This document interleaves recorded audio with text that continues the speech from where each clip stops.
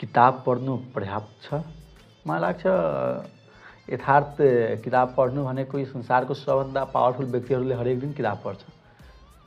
त्यो पर्याप्त हो, तर कुन किताब तपाईँ पढिराख्नु भएको छ त्यो तपाईँलाई मायने राख्छ।